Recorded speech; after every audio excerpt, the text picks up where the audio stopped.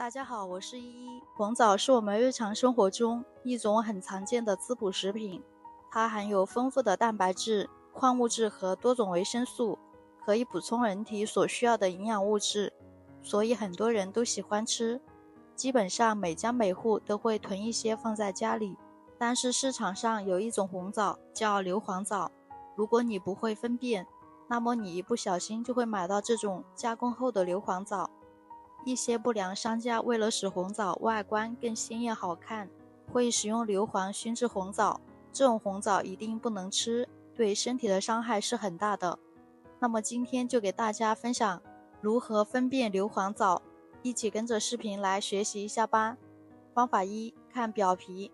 我们在买红枣的时候，映入眼帘的肯定是红枣的表皮，那么我们应该如何选择呢？相信很多朋友都会挑选这种表皮比较好看一点的，以为这种光滑不干巴的越好。其实挑选这种红枣是不正确的选择。硫磺熏制过的红枣，它的表皮是非常光滑的，只有很浅的一点褶皱，颜色也特别的红润。像这种红枣大家不要购买了。那么正常优质的红枣是怎样的呢？首先它的表皮会有很多的褶皱，颜色呈暗红色，还不是鲜红色，而且中枣有灰尘有斑点，其实这些都是正常的现象，这样的红枣才是优质的好枣子，大家可以放心的购买。方法二，看果肉的颜色。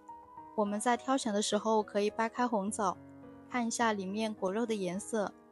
正常的红枣里面颜色是暗黄的，并且颜色不均匀，有深有浅，而被硫磺熏制过的红枣会很明显，果肉会呈现出发白的颜色，所以看到这种红枣，我们一定不能购买它。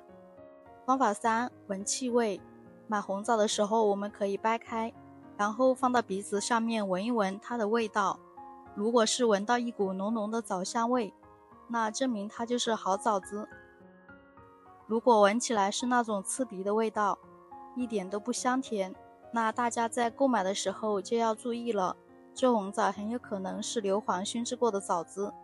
所以在挑选的时候，我们闻一闻，如果没有红枣的香味，那就一定不能购买了。方法四，尝味道。买红枣的时候，我们可以剥开来试一个，正常的枣果肉饱满，味道也会非常的浓郁。而被硫磺熏制过的红枣口感会发酸，而且还会有淡淡的酸臭味，所以吃起来的时候会感觉有酸酸的味道。像这样的红枣我们就不要购买了。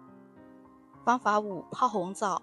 如果前面4种方法都不好分辨，那么我们可以用热水泡一泡。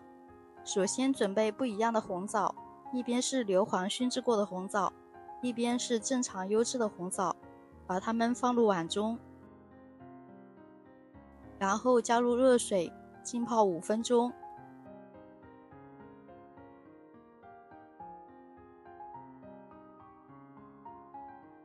好啦，时间到啦，我们看到水的颜色是不是很明显呢？相信很多朋友都会选择颜色深的这种，其实你选错了，正常的红枣出色是没有那么快的，要变成这种颜色必须高温加热10分钟左右，所以另外一种才是正常的红枣。